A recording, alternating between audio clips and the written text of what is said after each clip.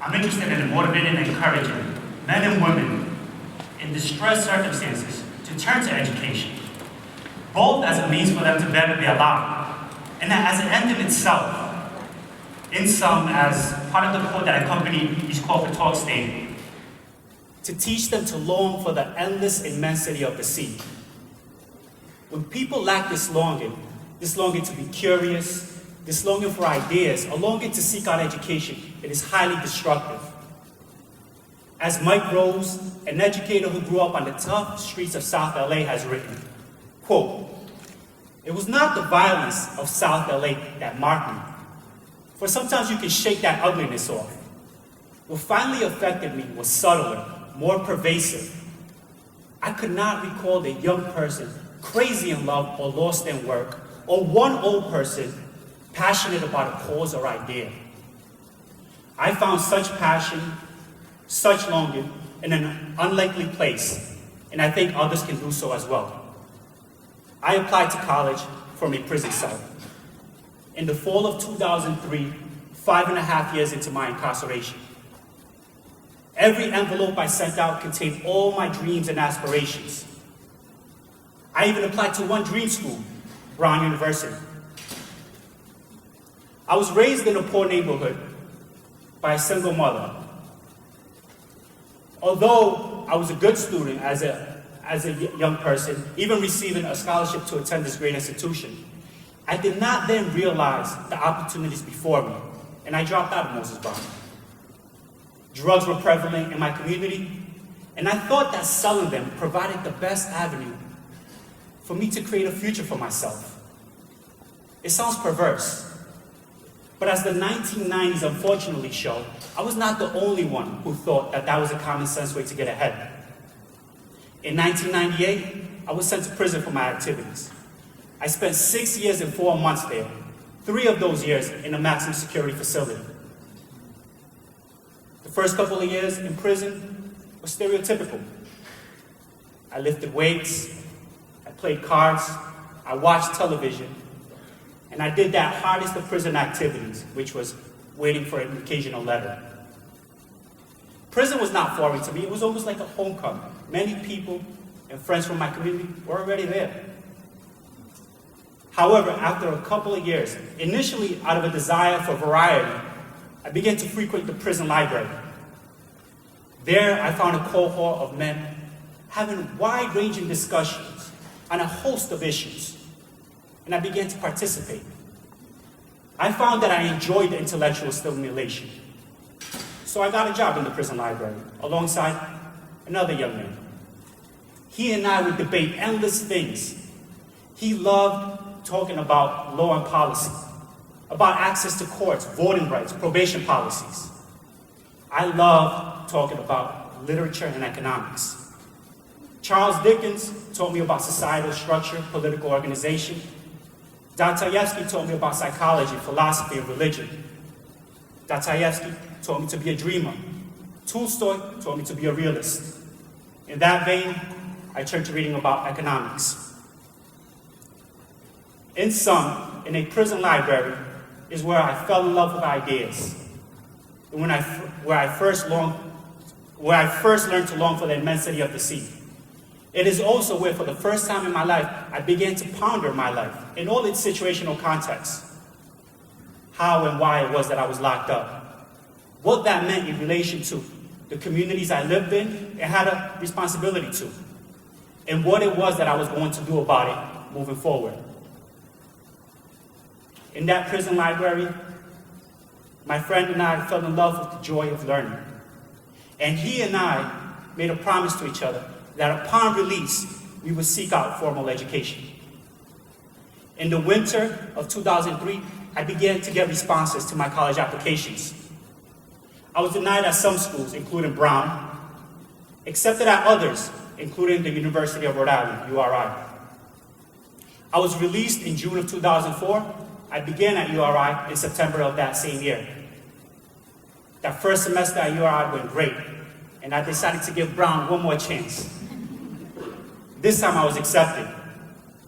And I understood that my acceptance represented a singular opportunity for myself and for my family So I was determined to work as hard as needed to do well, and I did.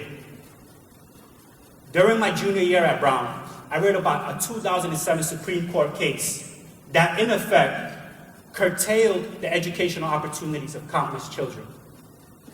For the lawyers in the audience, we know about Parents Involved versus Seattle School District. The case broke my heart. Education has saved my life, and I thought the Supreme Court was cutting back this critical lifeline for countless children. So I set my eyes on law school. I applied to several law schools and was accepted at Yale.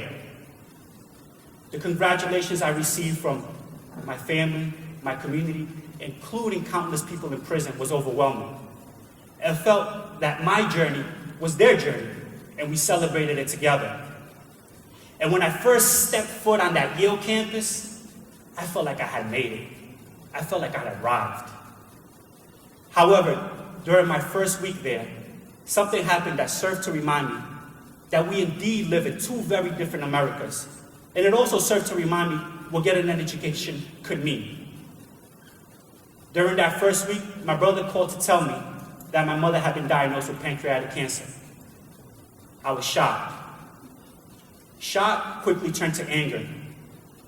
I was angry that they were having trouble finding her the treatment she needed, most likely because she did not have health insurance. I thought about leaving school, but my mother would have none of it. She said that my being at Yale was more important than being by her side. Her reference point unsettles me to this day. My mother worked cleaning homes of well-off people in Miami. And while her clients were nice and respectful, they did not really talk to her much besides simple greetings and goodbyes. That is until on occasion, they asked her what her older son did. And she responded, "He's studying at Yale." Then the conversation freely flowed. It was as if she became a person on a higher plane.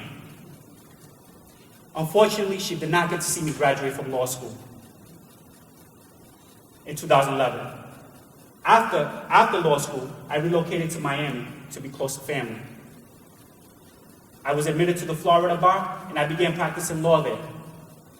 My thoughts also turned to how I could help others chart a similar educational journey. I first turned to my family and offered them encouragement and support to go on to school. My brother, 30 years old at the time, took me up on my offer. He enrolled in community college full-time and knocked it out the park. Today, he's a junior at Columbia University studying math. Because I also think that even people in prison could travel the same path. Along with two people, I co-founded the Transcending through Education Foundation, TTEF.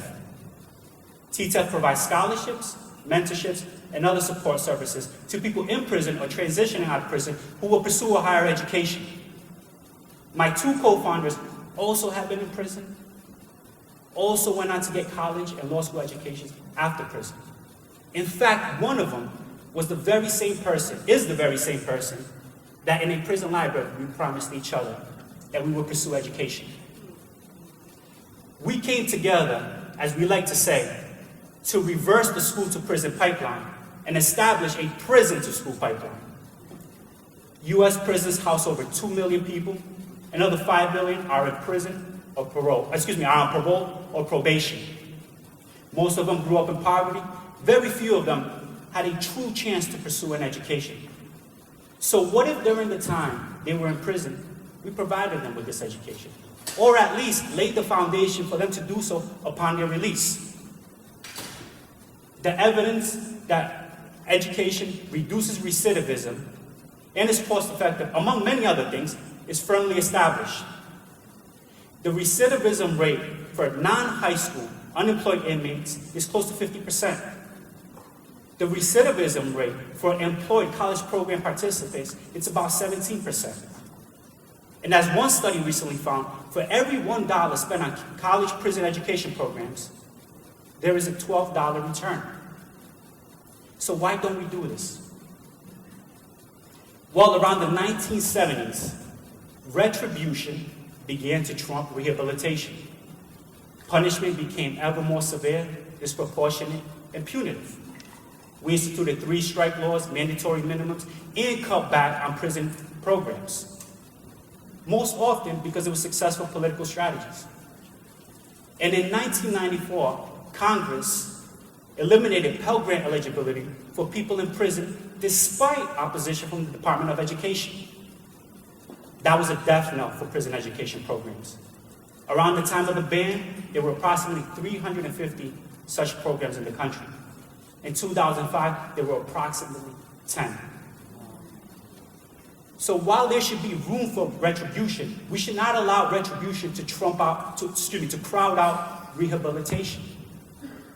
Otherwise, we just cut off our nose to spite our face. And in any event, I believe that providing an education to people in prison furthers retributivist ideals.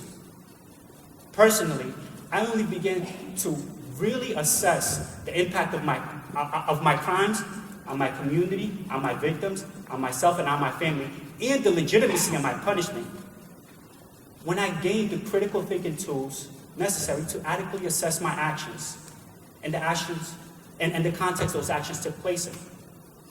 I have seen the same awareness arise in others. As a result, you'll see many of us who were previously in prison, who have gone on to get education, exhibit a strong desire to give back, to make amends. Falling in love with education was the most transformationally beneficial thing that has ever happened to me. I know this is so for many others as well.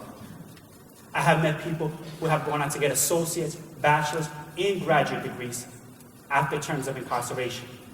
Almost all of them give back to their community. And to think, many of them pursue this education during a time when we have cut back the support programs to be able to do so. What if instead we provided an education to all people in prison who wanted one?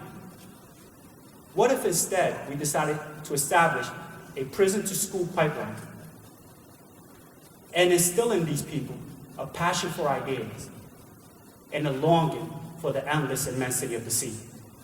Thank you.